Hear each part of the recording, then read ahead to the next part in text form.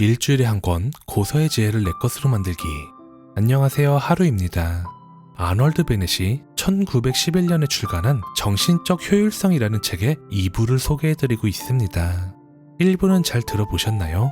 이번 2부에서도 작가 특유의 솔직하면서도 깊이 있는 통찰이 가득 담겨 있으니 끝까지 들어주시면 감사하겠습니다.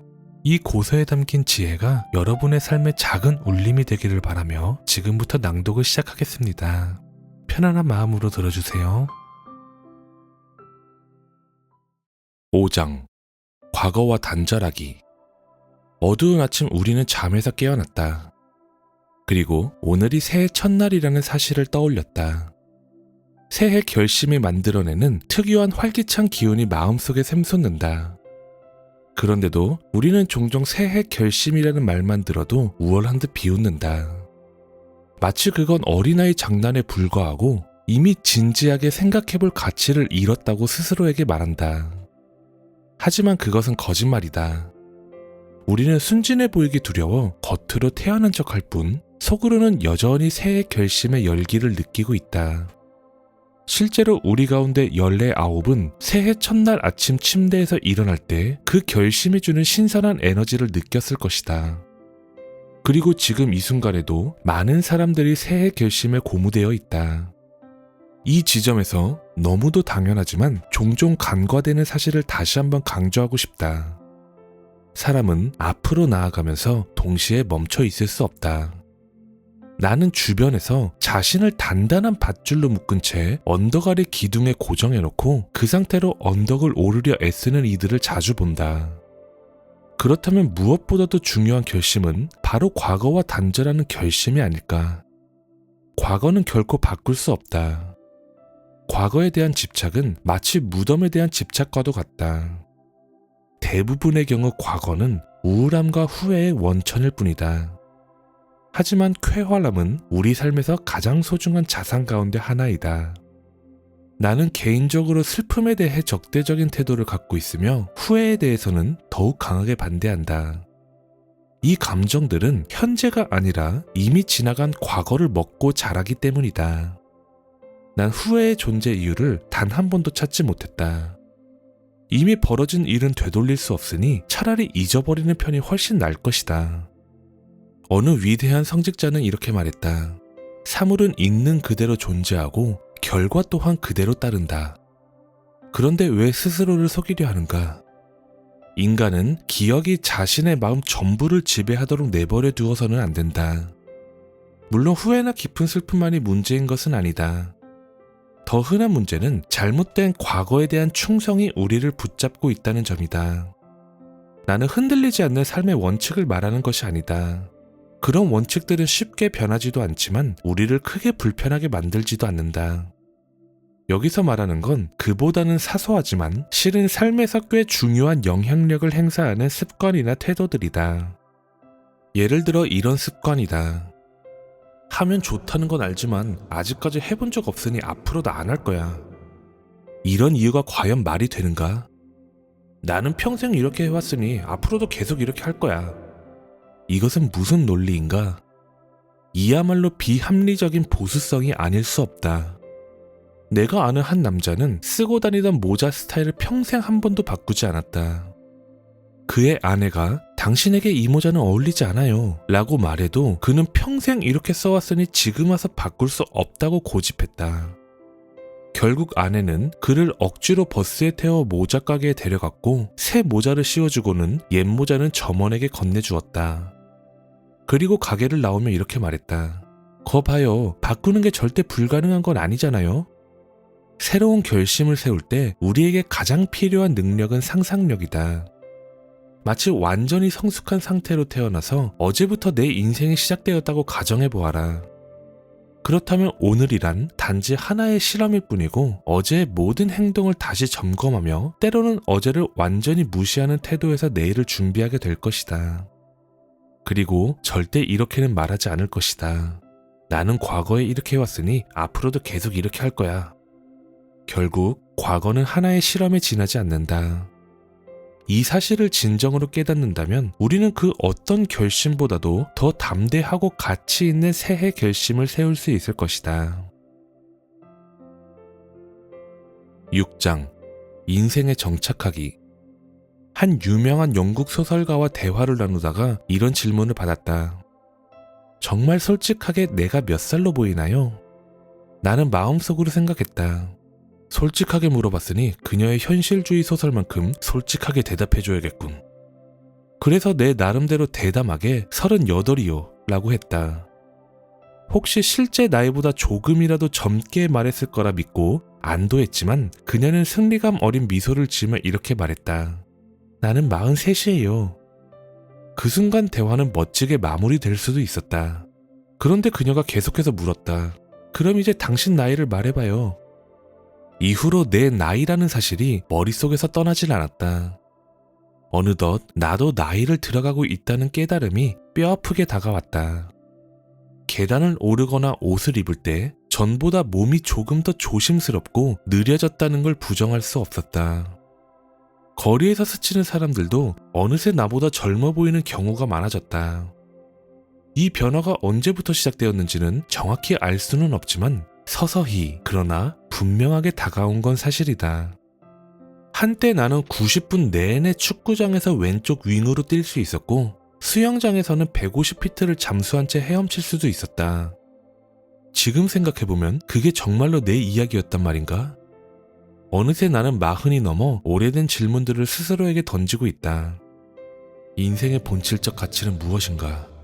나는 지금까지 이 삶에서 무엇을 얻었으며 앞으로는 무엇을 얻을 수 있을까?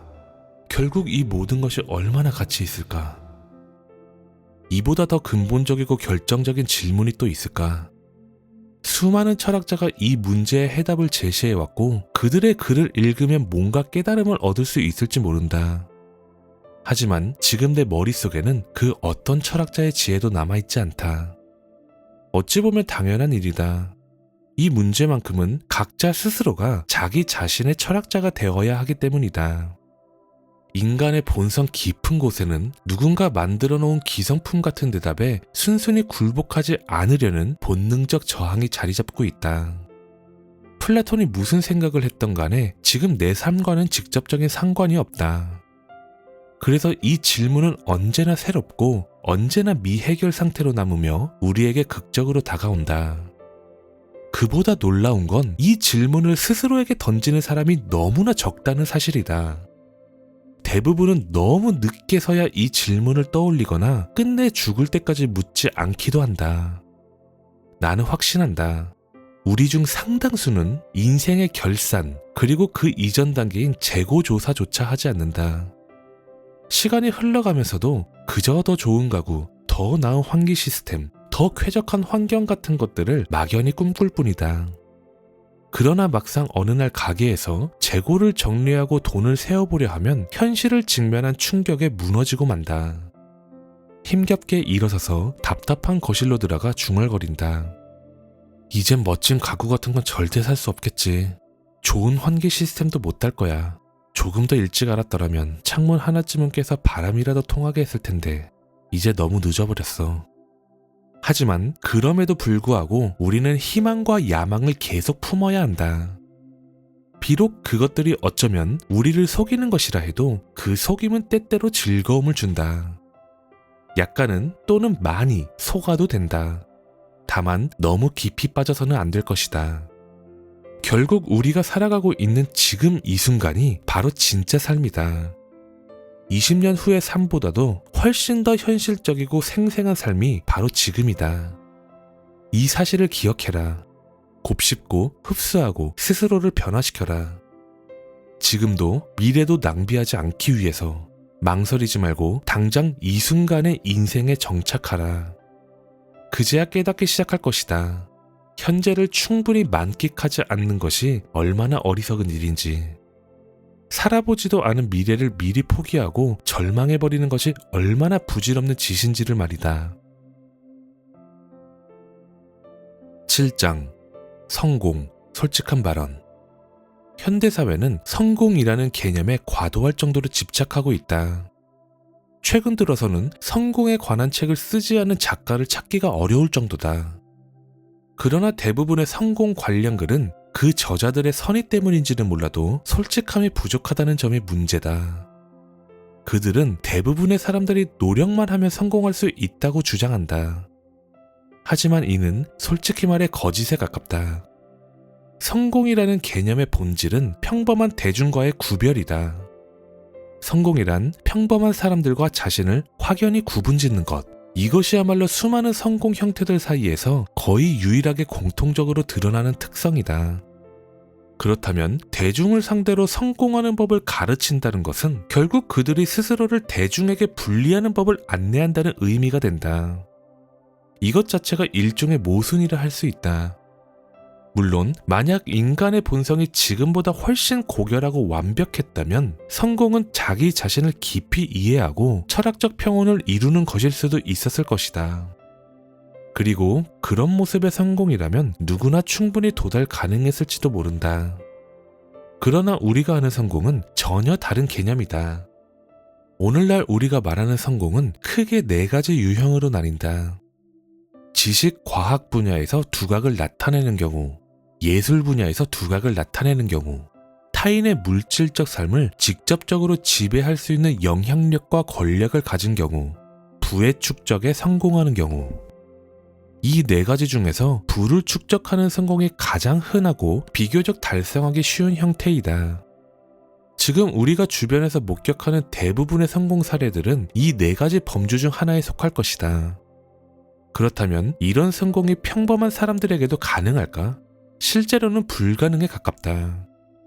우리 중 극소수만이 큰 부를 거머쥘 수 있을 뿐이다. 그럼에도 다행히도 이러한 소수만이 성공할 수 있다는 사실과 균형을 이루는 다른 진실이 존재한다. 그것은 바로 대다수의 사람들은 사실 진정으로 성공을 원하지 않는다는 점이다. 이 말이 지나치게 대담하게 들릴 수도 있지만 현실과 잘 부합하는 이야기일 것이다. 예를 들어 길거리에 있는 평범한 사람이 어떤 기적을 통해 갑작스럽게 정치 권력을 갖게 되었다고 상상해보자. 그 순간부터 그는 그 권력을 행사해야 할 의무에 짓눌릴 것이다.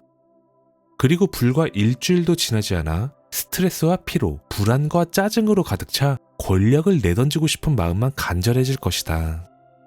그렇다면 과학이나 예술 분야에서의 성공은 어떨까? 평범한 사람들은 과학자나 예술가만큼 그 분야에 큰 흥미와 열정을 갖고 있지 않다.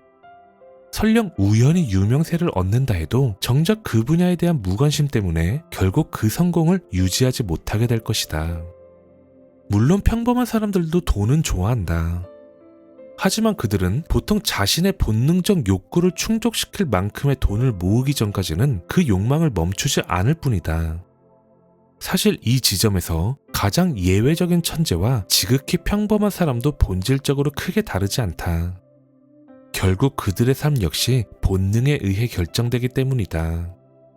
평범한 사람들은 잔잔하고 반복되는 일상의 루틴 속에서 안정을 찾고 거기서 번영한다. 반면에 성공할 운명을 타고난 사람들은 갈등과 혼란이 가득한 환경에서 안정을 찾고 거기서 번영한다. 두 성향은 완전히 상반된다. 물론 평범한 사람들도 가끔 막연히 꿈을 꾼다. 유명해지고 부자가 된다면 얼마나 좋을까? 이런 상상을 안 해본 사람이 어디 있겠는가?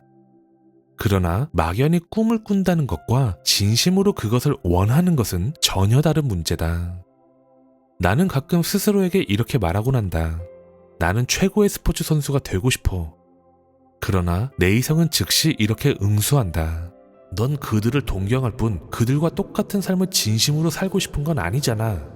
설령 그들과 같은 위치에 오를 수 있다고 해도 네 행복이 늘어나지는 않을 거야. 작은 도시를 보면 성공을 향한 투쟁에 참여할 운명을 타고난 극소수의 사람들이 한눈에 띈다. 그들이 가장 먼저 하는 일은 그 도시를 떠나는 것이다. 그들에게는 소도시의 공기가 너무 답답하게 느껴지기 때문이다. 그들은 더 자극적인 공기를 원한다.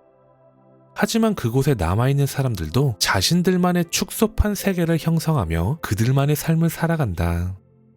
보통 30대에서 40대가 되면 모두 각자의 자리를 찾아가고 그들 나름의 사회적 위치를 차지한다. 그렇다고 해서 그들이 성공 경쟁에서 패배해버린 실패자들일까? 결코 아니다. 나이가 들어도 그들은 결코 실패자로 보이지 않는다. 그들은 소박하게 자신을 충족시키며 살아왔고 실제로 자신이 원하던 것을 얻게 되었다. 애초에 그들은 성공의 전쟁터 근처에도 가본 적이 없다. 그러나 그렇다고 해서 그들이 실패했다는 의미는 아니다. 대다수는 성공을 꿈꾸지만 막상 성공이라는 것을 진심으로 바라지는 않는다. 이를 인생의 패배로 볼 것인지 아니면 자신에게 꼭 맞는 길을 선택한 것으로 볼 것인지는 각자의 몫이 될 것이다. 8장 충만의 비밀. 무엇이 나에게 삶을 살아갈 가치를 부여하는가? 내게 있어 영적 충만이란 어떤 특별한 정신적, 육체적 조건에서 비롯되는 것이 아니다. 그것은 오직 하나의 영적 사실, 곧 인간에게는 마음보다 더 높은 무언가가 존재한다는 깨달음에서 나온다.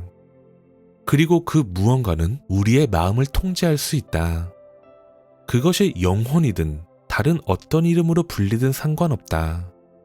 삶 속의 수많은 충돌 속에서도 내가 느끼는 근본적인 안정감은 내 육체가 마음의 하인이듯 내 마음 또한 어떠한 더 높은 존재, 곧 나 자신의 하인이라는 확고한 자각에서 비롯된다. 물론 마음은 다루기 쉽지 않은 하인이다. 하지만 어쩌면 조금씩 더 순종적으로 변해가고 있을지도 모른다. 나는 가끔 제멋대로 날뛰는 이 불안정인 마음에게 자, 정신 똑바로 차려라. 너는 신성한 나와 외부 세계를 잇는 유일한 매개체지만 너 스스로 독립된 존재는 아니다. 너는 종속된 기계 장치에 불과하다. 그러니 반드시 나에게 복종해야 한다. 마음을 정복하는 방법은 단 하나다. 바로 규칙적인 명상을 통해 마음이 갈 방향을 미리 정해둔 뒤 그 방향을 고수하는 것이다. 그리고 마치 어두운 밤거리를 홀로 헤매는 아이처럼 방치하지 않는 것이다. 물론 이는 매우 어려운 일이지만 동시에 충분히 가능한 일이기도 하다. 그리고 해볼 만한 가치가 있다. 우리 시대가 가장 결핍한 것은 바로 명상하는 습관이다. 현명한 사람이라면 자신이 살아가는 시대의 결함을 바로잡으려 애써야 한다. 12세기에는 20세기 오늘날의 어떤 측면보다 더 깊은 면이 있었다. 그들은 명상을 실천했지만 우리 시대는 체육관에서 근육을 만드는 데 몰두하고 있다. 나에게 명상은 하루 일과 중 절대 생략할 수 없는 부분이다. 무엇을 두고 명상하는가? 여러 주제가 있지만 가장 중요한 것은 오직 하나이다. 바로 힘, 에너지, 생명, 수많은 이름을 가졌으나 결국 하나로 이어지는 본질에 대한 명상이다. 과학은 점점 모든 원소를 하나의 원소로 환원하려고 한다. 또한 물질과 영혼을 완전히 분리하여 사고하기가 갈수록 어려워지고 있다. 이 세상에 생명에 깃들지 않은 것은 없다. 심지어 나의 면도날조차 피로를 느낄 수 있다고 하지 않는가? 내 면도날이 느끼는 피로와 내가 머릿속에서 생각을 치열하게 다툰 뒤에 느끼는 피로는 결국 같은 본질에서 비롯된 것이다. 그 면도날 안에 있는 힘이나 내 안에 있는 힘은 단지 형태를 달리할 뿐 결코 사라지지 않는다. 모든 힘은 결국 하나다. 최근 과학은 그것을 전기라 부르는 경향이 있지만 나는 그 이름에 크게 연연하지 않는다. 내 면도날을 관통하는 힘, 들판에 있는 소를 살아있게 하는 힘, 그리고 내 정신을 지배하는 중심적 자아를 구성하는 힘, 이 모든 것은 같은 힘이지만 단지 다른 진화 단계에 있을 뿐이다. 그리고 그 힘은 영원히 계속된다. 나는 매일 내 정신에게 이 경로를 따르도록 강요한다. 매일 내 정신은 내가 불멸의 신성한 힘의 일부이며 그 원자에는 어떠한 것도 손상을 가할 수 없다는 사실을 인정해야 한다. 그러다 보면 현실적이고 거친 이성조차도 세상에서 일어나는 온갖 우연한 사건들이 본질적으로 중요하지 않다는 점을 깨닫게 된다. 하지만 누군가 이렇게 외칠 수도 있다. 결국 영혼의 불멸을 이야기하는 거군요. 그래, 본질은 같다. 내 신체와 정신의 삶을 내 안에는 불멸하며 근본적으로 변치 않는 무언가가 있다는 전제 위에 세워도 그것은 과학이 제시하는 방향을 결코 벗어나지 않는다. 원한다면 이를 영혼의 불멸이라 불러도 좋다. 기차를 놓치든 재단사가 옷을 엉망으로 만들어 놓든 내가 가장 소중히 여기던 이 세상의 힘의 발현을 잃어버리든 간에 나는 내 정신에게 이렇게 말한다. 정신이여, 온 힘을 모아 깨달아라. 너의 주인인 나는 불멸하며 이 세상 어떠한 것도 나를 해칠 수 없다. 지금쯤이면 내 정신도 내가 꽤 엄격한 주인이라는 사실을 잘 알고 있다. 그래서인지 순순히 나의 명령에 따른다. 나는 무한한 힘의 일부로서 수십억 년 전부터 존재했고 수십억 년 후에도 존재할 것이다. 그런 내가 지구 위에서 벌어지는 사소한 육체적 정신적 사건의 마음을 빼앗길 리 없다. 또한 내 정신의 하인, 즉 몸 따위가 제멋대로 호들갑을 떠는 것도 달갑지 않다. 그래서 나는 내 정신에게 또 한 번 명령한다. 나를 이루는 힘은 결코 파괴될 수 없으며 결국 전능하다고 명상하라. 그리고 동시에 과학이 가르치고 있는 힘의 통일성의 논리적 결론도 깊이 숙고하라고 요구한다. 즉 나를 이루는 그 본질적 힘은 곧 당신을 이루는 본질적 힘과 동일하다는 것. 인도의 옛 속담이 이를 잘 보여준다. 나는 델리로 가는 길에서 100명의 사람을 만났고 그들 모두가 나의 형제였다. 더 정확히 말하면 그들은 단순한 형제가 아니라 본질적으로 완전히 동일한 존재이다. 다만 서로 다른 진화 단계를 거치고 있을 뿐이다. 이 사실을 끊임없이 되새기다 보면 보편적 공감, 곧 진정한 충만을 가져올 수 있는 유일한 요소가 반드시 생겨난다. 그렇게 되면 책망, 짜증, 분노, 원한처럼 우스꽝스럽고 무의미한 감정들은 사라질 수밖에 없다. 그 자리에는 모든 것을 포용하는 관용이 뿌리내리게 된다. 언젠가 한 인간이 술 취한 자의 추기 속에서도 폭력을 휘두르는 자의 잔혹함 속에서도 오직 순수하고 평온한 연민을 느낄 날이 올까? 그의 가슴이 이 세상의 모든 존재를 향해 본능적으로 따뜻하게 열리고 억누를 수 없는 선의가 넘쳐나며 다른 이를 판단하고 비난하는 태도를 완전히 버릴 수 있을까?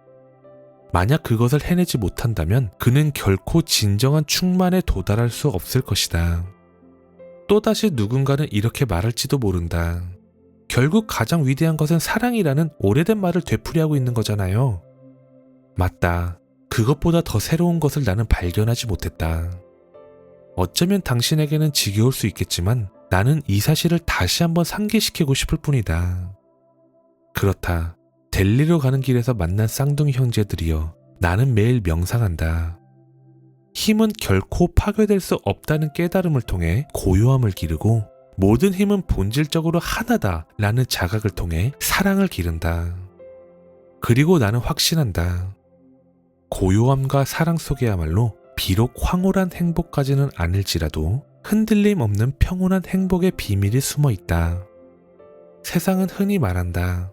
깊이 생각하는 사람은 결코 행복해질 수 없다. 하지만 내 의견은 다르다.